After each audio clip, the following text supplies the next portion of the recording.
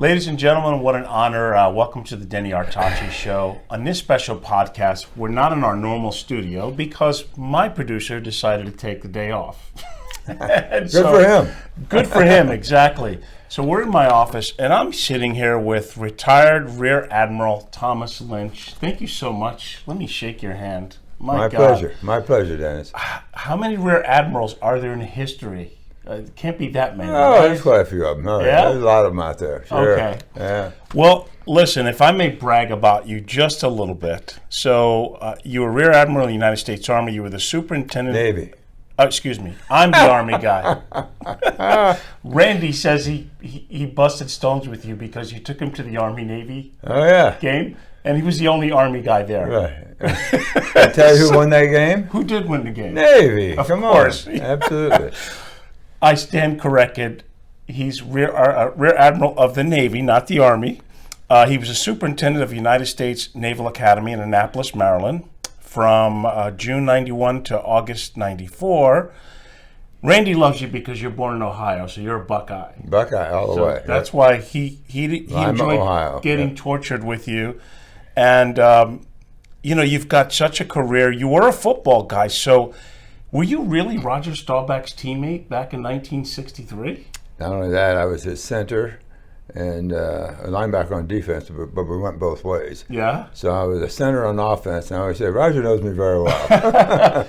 Did you also start a finance company with him? Or I thought I read that. No. I worked with him for a while. When I retired from the Navy in 95, I went up to Philadelphia in venture capital, public venture capital company called Safeguard Scientifics.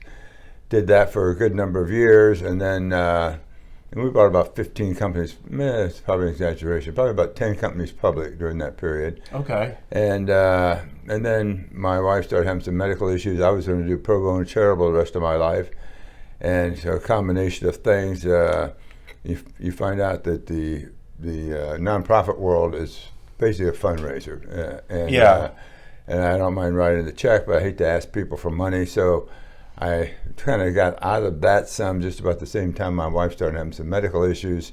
She died in 2010 after a long debilitative 4.5 years, and when she died in 2010, that's when I first met Rob Posner at New Day USA and became a board member at New Day.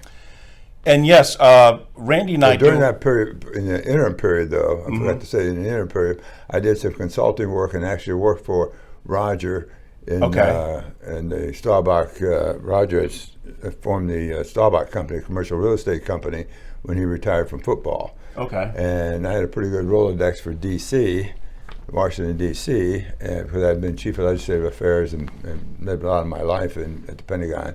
And so we established a federal practice group there in Washington, D.C., and so that's how, and I thought I would be moving down to Annapolis, but I stayed up in Philadelphia and commuted. But anyhow. You look younger than you are. You were born in 42. You still have all 80 big ones. Octogenarian. Wow. Hard to believe. You still have all your marbles, which is great. People say if I'd known I would live that long, I'd have taken better care of myself. That's what Mickey Mantle said, yes. Yeah. So you've done a lot. You were a boxer back then, too? Did I read that correctly? At the Naval Academy. I boxed in the off-season to stay in shape, yeah. Okay. You look in pretty good shape now. What do you do as an 82-year-old to stay in shape? I try to every morning spend a half an hour on the treadmill. Okay. And then an hour of Pilates. I'm an instructor and haven't been able to do it down here. I'm moving from Annapolis to Palm Beach, but up there I have my private instructor, and I do it every morning, an hour of Pilates. Pilates is great. I really think we should all stay active at every age. Otherwise, I mean, if you're just a couch potato, you're just going to sit there and die. No question. That's why I'm so blessed right now with New Day. I want to talk about New Day, but I want to first also tell you, because you asked me, hey, why'd you join the Army? That was one of the first questions that you asked me, and I went, gee, I wasn't expecting that, but my dad was a veteran. He was a Korean War veteran. So was my uncle. And at that time, I didn't realize, my pops was like, listen, I know you love rock and roll, but trust me. Go in there, get your butt kicked, learn some lessons. It's going to help you in life. I was 21 years old. And he was so right. I think leadership in a very early age. Yep. I was wearing the sergeant stripes in boot camp, advanced training. I was airborne. I competed. That I did as much as I could, and I learned the value of, hey, you know what? Life is about doing what you don't want to do because someone else is kind of telling you for the good of it all. And I think a lot of younger people should experience that. I'll tell you something else, and I've found this in my latter years, is that many people come up to me, thank you for your service, and I appreciate that very much, and I respond that thank you, but it was a privilege and honor to serve.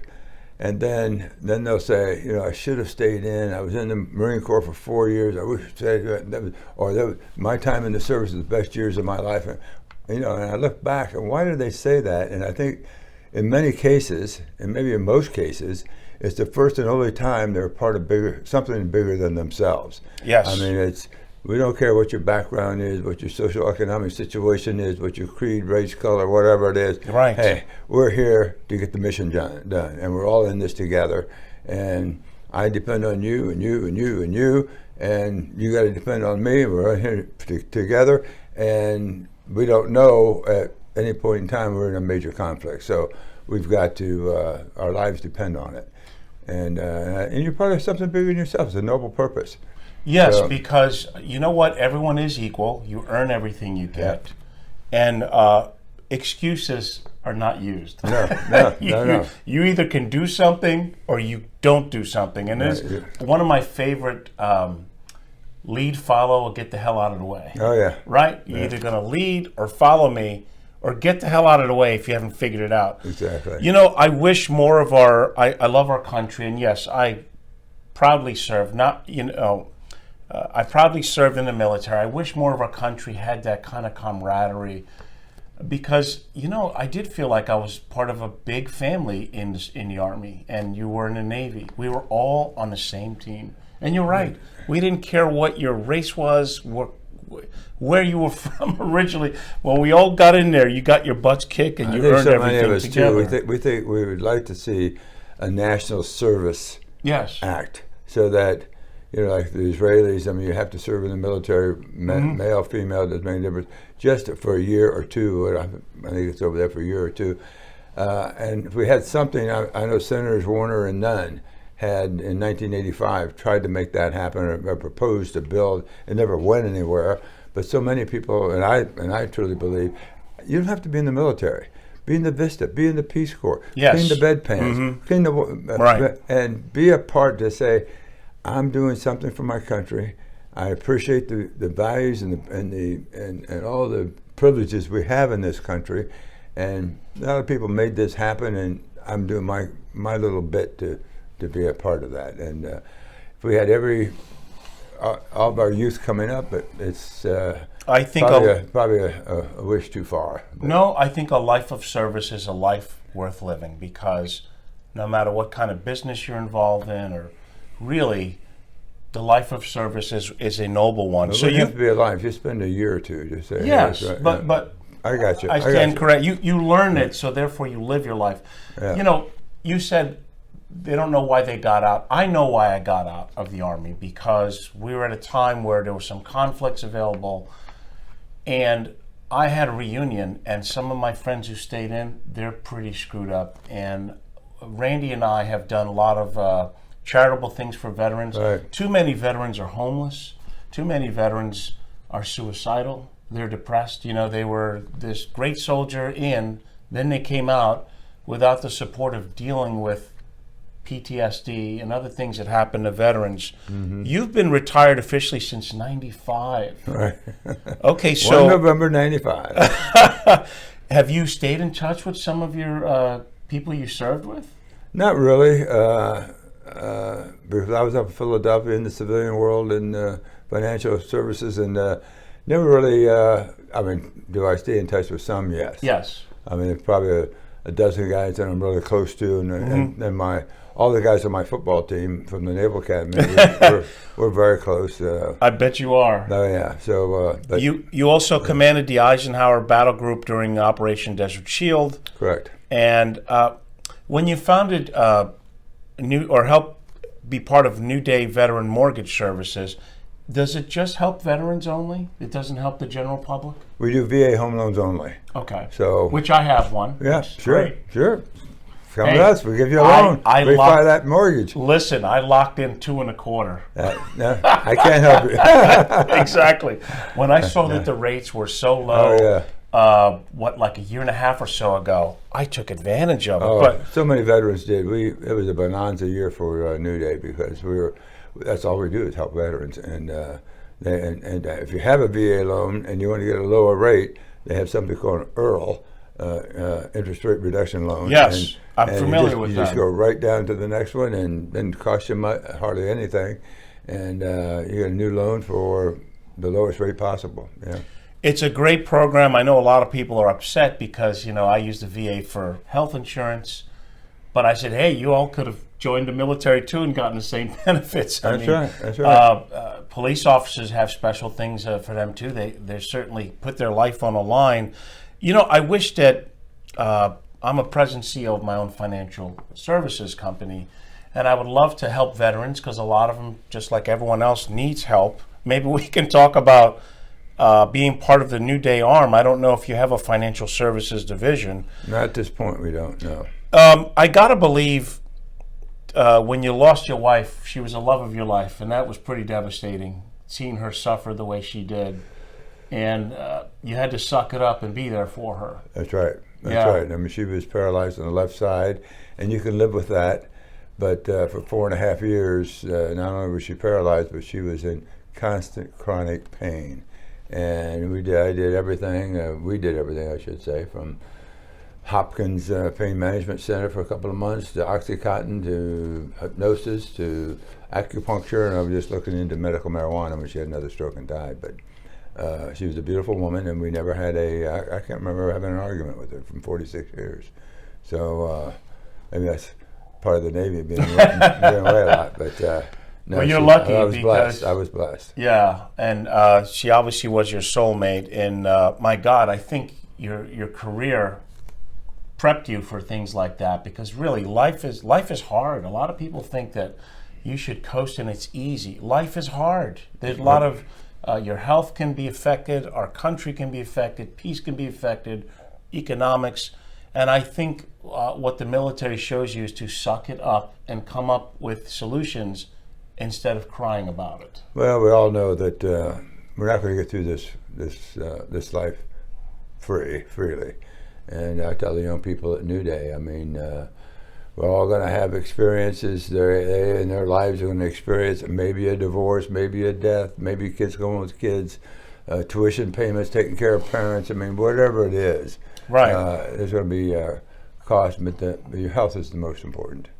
Your health and your sanity, absolutely. Yeah. If you don't feel well, if you're not physically active, you're kind of waiting for the inevitable, because no one here is going to get out alive, last I checked. That's right. I also am a man of faith, because Me as well. If I believed in this world, I would have perished a long time ago mentally.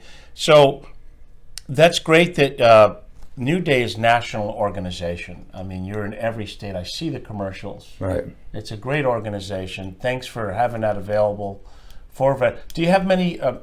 Are there many companies that actually do VA loans out there besides New Day? Oh yeah. I mean, any mortgage company can do a VA loan. I mean, we just specialize in that, and we specialize in that we give almost customized service to the veteran, and a veteran. And we're talking about a $250,000, $300,000 home, and a veteran who, for whatever reason, for all the things we just talked about, I mean, kids and medical issues and divorce and whatever it may happen in their lives. Sure. And those things all happen to all of us as human beings at some point in time, maybe. And when those things happen, those are expenses, and the income doesn't provide, or something happens, an emergency situation, and you got to use that credit card. And that credit card is 19, 21, now 23% interest rates, and then you get to a point you can't get from A to B, and you go to your local bank who's got your mortgage, your home mortgage. Sure. They're not going to miss a home payment, but they'll miss a credit card payment, and so now their FICO is less than 700, maybe 650, maybe 630, maybe 620. And wherever they go, Money Center Bank, credit unions, USA, Quicken, wherever, they put them in the machine. It comes, spits out, says, not qualified, take a walk. I don't even want to know your last name. And now they get to a point where they almost have no hope, and they'll see an advertisement on TV, or we'll send them a letter and say, you're a veteran, give us a call. And we can only help. We get 20,000 calls a month, and we fund about 2,000 loans a month, because you've got to make sure it's a net tangible benefit for the veteran, something that's worthwhile for him or her, and they have the means to repay the loan. We're not doing you a favor to give you a loan that you can't repay. And people need to understand that even though what's great about the VA loan is you don't have to put anything down, but you still have to qualify. You have to. Oh, no question. You can't be a risk to default, because that does no one any good. Right. And I want people to know that just because there's no down payment, you still do qualify. And I always try and preach to clients and prospective clients how important it is to have good credit. Keeping a good credit score, low balances. Don't buy something because it's on sale, because they keep piling on top of the credit, and before you know it, they're in the hole $20,000-$25,000. No question. And there's a Pew study out that says of all American families, 43% of whom, this is a survey of American families, 43% of all American families, they've got a $400 problem, they've got to take out a loan, or they've got to sell something to solve that problem. A $400 problem. That's almost half of America. And the car breaks down, the air conditioning goes out. What the heck do you do? Right. You got a wife, you got some kids, you got things, you got a family. What do you do? And that's our veterans are in the same thing. So that's why, for me, at the ripe old age of 80, to be at this stage of my life, to be able to do something that makes meaningful and gives back to the veterans. You talked about suicide a little while ago. If you and I go get a car loan, your FICO score, my FICO score is 750, 770, something like that. So we get this rate on the loan. If I go in there with a 650 FICO score, right, I get that rate plus another couple of points on there. So now I can't qualify for that auto loan, right, or it's draining me. So and then you reach a point where if I can't refi my house, that's my equity in the house. If I can't get that money to get me over this problem, I lose hope. So maybe that would, if nothing else, leads to the suicide rate that we see with that. Yes, money is besides health, it's the biggest problem for married couples. A lot of people are living paycheck to paycheck. COVID did not help things in the last few years. People were decimated, they couldn't work. And if most people don't follow having at least 3 to 6 months in reserve for emergencies, and they are living paycheck to paycheck, that's exactly what happens. The furnace blows, the car breaks down, your AC unit goes bonkers, and you cannot afford $400, $500, $600. You have to borrow money to pay it. And I try and help people as much as I can on the financial side of it, and I always tell them, before you invest in the stock market, the thing that goes like this, exactly, make sure that you have cash for you. You're not supposed to invest all of your monies. You have to have cash for emergencies. The other thing is, if veterans did buy the last few years, they probably have great equity in their homes and they can borrow. Do you all do HELOCs as well and things like that, or? Not really, no. We're strict to the VA 15, 30-year VA. 30-year, okay. Yeah. We don't do arms, we don't do, but we're looking at these things because it's needed out there right now. Yes, that's correct. And, as long as it's favorable rates. Now, exactly. The problem is rates have risen the last year. I mean, even the Fed went up 3/4 and he's probably going to raise it again to stifle the inflation. I'm curious. You've retired since '95. Do you think the military has changed much since where it is now compared to where you were and doing your thing? I think we all, no matter what profession we were in, how great it was, and we remember the good times and can't forget the bad times. But I see the young people at the Naval Academy is what I see, because I live there in Annapolis, and they're as bright and energetic and conscientious and want to serve as much as my generation Great. when I was there. So I'm proud of that, and so I see that every day, so that gives me a lot of hope.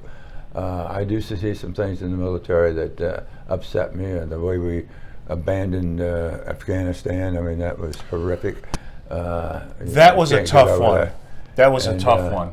You know, there's some other things that are going on out there that I really I question, but I'm just hopeful that long term, we as a nation, we've always been resilient. We've always been creative and come back, and these things go in cycles. So I think that long term, an institution like the military is not going to. They're not going to see the demise of the military. That's for certain. And I think we're going to be right now we haven't had a direct threat. When we have that direct threat, which could be the Chinese next, I think, at this point in time, the way they're building up. We've seen, Putin showed the world that there are some bad people out there that do a lot of bad things, and that's why well, who wants to have a military? I don't want to have a military. I wish we didn't have a military. I wish we'd never have a war. Exactly. But, I wish we would just have peace. I mean, but unfortunately, that is only obtained through strength and respect. To deter war, and that's why that's why I spent 32 years on active duty. You have some people around the world that just they're bad people out there. They're very bad people. Absolutely, they want to. It's not just about defending democracy. I've always thought that, unfortunately, America, we're officially the bouncers of the world, and we've sacrificed so many lives, so much money. Treasure. I hate war. I wish we never had war, but unfortunately, I wish we wouldn't have to have a police force. But true. Yes. Look where we are now. When we're trying to do away with the police force, and now see all the rising crime and what we have. I mean, good, God-fearing people are out there trying to raise their family. We need that cop on the corner, just like it. And so the military is much the same way. And I dedicated 32 years because if not me, who? And there were sacrifices there, but hey, it was very challenging, rewarding, demanding, satisfying, sometimes dangerous, but it was a wonderful career. Wouldn't change it. Do it again if I had to. And we had a philosophy of peace through strength. Yes. And we trained the way we're going to fight. So right now today, all over America, all over the world, all over the globe, we have men and women doing a lot of dangerous, tough, arduous things in all types of weather, because we don't know when that conflict's going to happen, and we got to be prepared for it. And yes, accidents happen, and people get killed and maimed and hurt and things like that. But it's the price we pay as Americans for our freedom. So there's nothing perfect. There's no utopia out there. I wish I wasn't so old. Well, I know compared to you, I'm not old, but I'm going to be 59 next month. Oh my goodness! And I'm like, whoa, where did that time go? Oh, I know. I'm too old to be part of National Guard, because I would certainly join to defend our borders and countries. I'm not going to put on BDUs and go into a desert somewhere. Right. I'm too old for that. But I do pray for our military, law enforcement. I know they get a bad rap. Yes, in any profession that's out there. I don't care. And there's bad actors in any profession. Correct. I mean, you can't assume that all of them are bad. Yes, there have been some questionable people in law enforcement, but there are so many more that save lives, put their lives on the line every day. Same thing with veterans. I know back when Vietnam was being fought, the veterans got a bad deal when they came home. They didn't start the war. They didn't make up the war. They were just trying to do what, they were told to do and defend as much as they can. I hope that in someday, sooner rather than later, that we do have a peaceful world, but we just don't know. I don't see it anytime soon calming down quickly, unfortunately. No, and we do need a strong military. I'm glad that we have things like New Day for veterans. I do. Do you go to the VA here in West Palm Beach? I've not been there yet. No. You have not? But I will. Okay. I'm just becoming acclimated with the West Palm Beach area. So okay. I'm trying to get around as much as I can to the Fisher House we as New Day, we've sponsored a lot of the patriotic things. The 4th of July, we'll be speaking there. Yes, Randy and I and Commander Jim, we're going to be performing for Congressman Mast on July 2nd. Okay. We're raising money and awareness for veterans. Again, we try and do as much as we can for veterans. We have a special soft heart for it because we are veterans ourselves, and a lot of them are homeless in the area. A lot of them are hooked up on drugs. They've lost sight of God and life, and it's sad to see because it's true for anybody, not just veterans. But they did so much for the country, and it looks like many have turned their back on them. So that's why whenever I can speak to someone like you that's done so much, I really am proud and thank you for your service, because you really put your life on the line for many years, and you led. And now you're still leading and helping veterans with the New Day. We have about 750 young people. The average age is 26. Mm-hmm. And if I had them all out here, and I've done this before, sure. How many of you have had a veteran cry on the phone? Every hand goes up like that. And so that just drives me. I mean, I'm just so passionate about that, to have these young people that you call as a 59-year-old or a 60-year-old or a 65-year-old, and I'm not asking for a handout, but I need a hand up right now. Sure. My FICO's 650. Nobody in the country will talk to me. I can't talk to any bank or any credit union. Anybody will talk to me.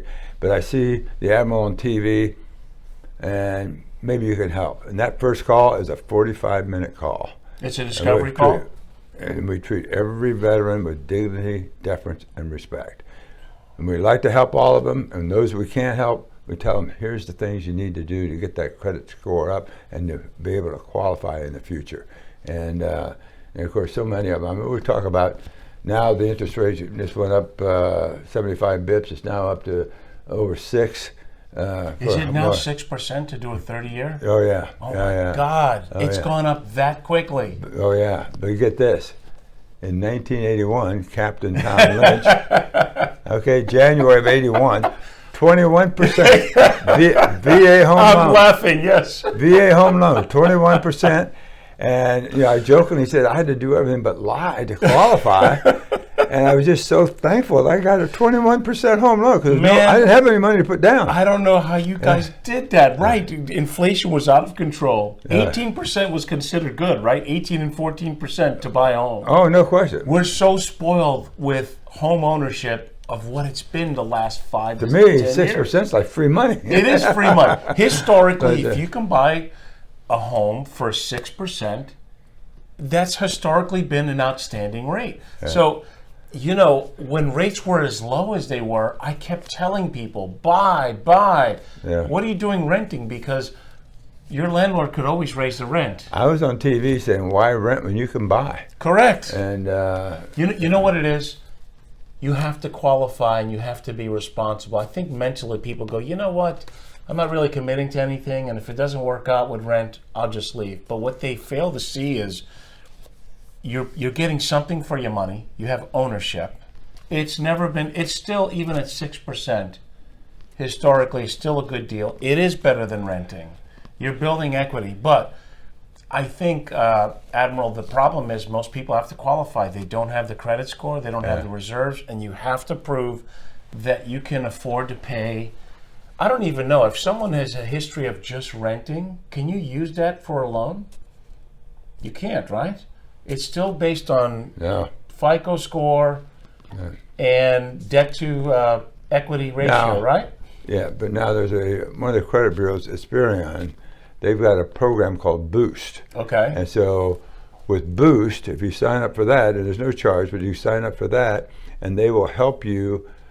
Like you say, if you made your rent payment on time, you made your Xfinity bill on time, your whatever installment loans, you made all those on time, they will give you credit for that. Well, that's what I'm saying. That's what I'm asking. Telephone, yeah. It's called Boost. Boost. Well, I think that's the problem. It's just a wonderful company. If you've been renting for many years, you have to show a history. But a lot of it still has to do with your debt and how much you're making. If you're only making $40,000 a year and you've got $20,000 in credit card debt, you're not going to qualify, and you have a car loan, you're not going to qualify to own a home, and that's what people need to understand. Right. I try and preach to live within your means or below your means. Either make more money, or live on less. Hopefully, do both at the same time. Home ownership is still, I really believe it, because the price doesn't go up like rent can. You are building equity. And when you do have enough equity, you can take money from that equity in case you get in trouble. There's a MBA has got a statistic out, and I'm not quite sure the exact, but it's like if you've rented all your life and die, your legacy, your net worth is about $50,000. If you've owned home and die, and this is average throughout all of America, it's $500,000. So it's 10 times right there if you own your home and not have just spent the rent. That rent goes right there and down. And rents have gone up 40% since January. Absolutely. So everything's gone up. Oh yeah, no question. This inflation is not transitory. It's not at all. Scary. Not at all. And you put trillions of dollars, you just print that money and put it out there. There's got to be somebody's got to pay the piper. Someone has to pay the tab. Yes. And that's all of us together. And in the same unfortunately, pot. Yep. I don't know. I'm really concerned about our economy and our country, and I hope that more people can be fiscally responsible, because that's what it is. We're talking about being fiscally responsible. I never understood how economics think people frivolously spending in the economy is good. Yeah. If they're buying out of control, it's good. We also do have the potential for recession. I never thought I'd say that, but we do. I think they've lowered GDP to 1.7 estimation, which historically around 2 to 3 is the norm, but we were, I think,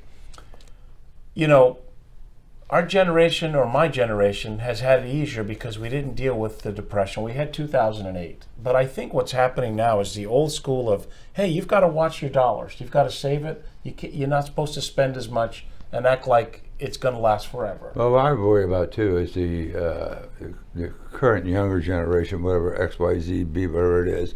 But the young people today, I've had so many different, a caterer in Annapolis, for instance, but so many, a guy that runs his own business, he can't get anybody to work for him. He said, they make more money. They make more money sitting at home than they would working that weekend. And he said, "That's hard for me to understand." So, because of the stimulus and the unemployment. And I thought they stopped that though about 6 to 8 months ago. I think it's. I don't know, but I think it's. But they can't get people to work. Nobody's working. No. Maybe they're waiting for you and me to keel off and give them the money that's left over. This is going to be a transfer of wealth like we've never seen for the Gen Zs. The generations, two generations before you. There's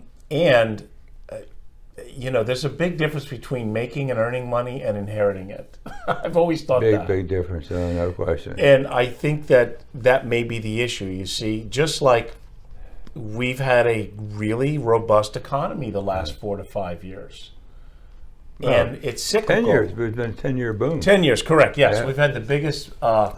really, since 2009, if you take the exception of 2000, 2001, and 2002 with the dot-coms, we've had such a great run that I think most people have gotten spoiled and soft on reality. And the realities are hard times can come quickly.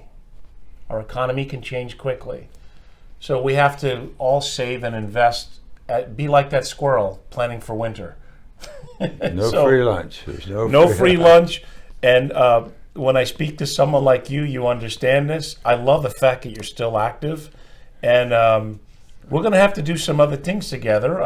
If you're going to do something for veterans, Randy and I and Jim will come play music. Yeah, I know. I would love to also educate veterans and other people on investing basics. I'm quoted in periodicals for the foundation principles of save money, invest wisely, don't have unrealistic expectations.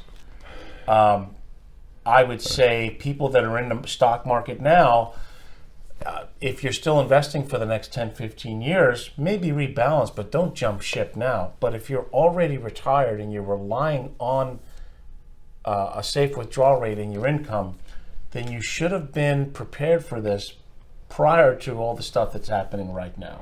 I'm just thinking while you're talking, it'd be good to have you come to New Day and speak to our young people. Yes. Like I said, the average age is 26. They're all college graduates.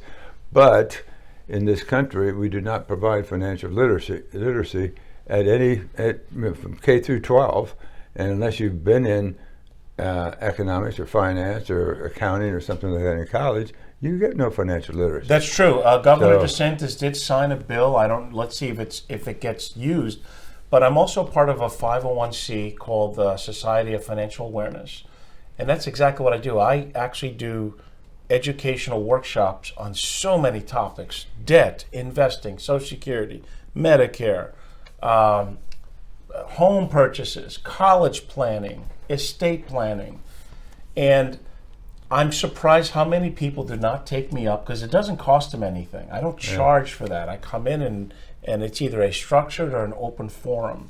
I certainly have many partners that help with 401ks, but I'd be absolutely happy to talk to younger people. I just did a podcast recently. You know, if an 18-year-old got in the habit of putting away $100 a week, which they spend more than that doing other things. Beer and pizza.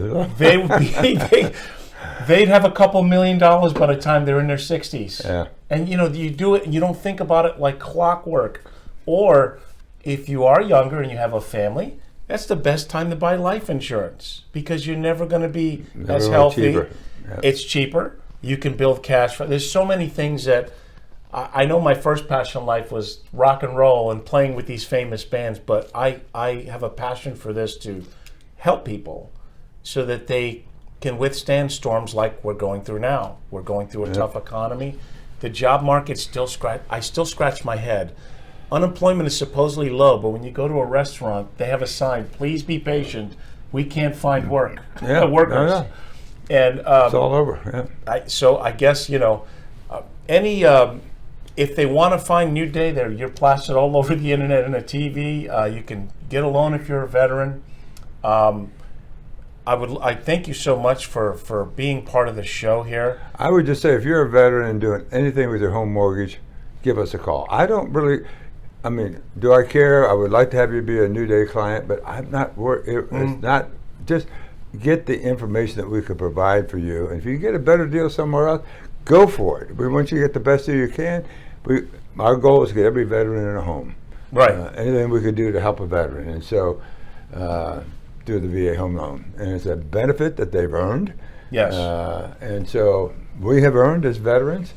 So many of them don't even know it existed. They something like 12% of all veterans even know that they have that benefit. That's so hard to believe that they don't know that they can get this. But you think about it. They spent 4 years in the Marine Corps. Boom, they're out. They get right out in the civilian world. They're all of maybe 22 years of age now. Went from Marine Corps in high school. They get out at 22, and they get out and they start working in a job. And 20 years later, they've got a family. They go buy a home, and they don't remember.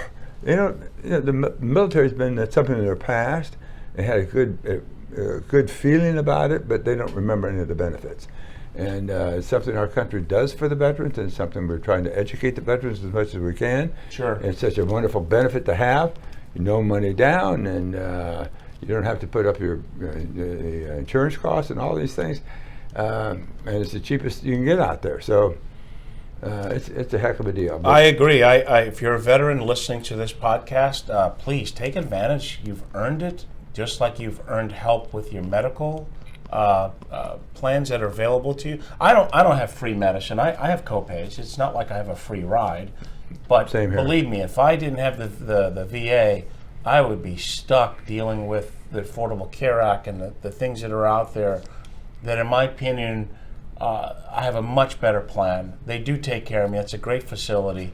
And certainly, if you're looking to buy a home, even though rates are up to 6%, you're still better off than renting. Take advantage of it. Give a call. What have you got to lose? Nothing.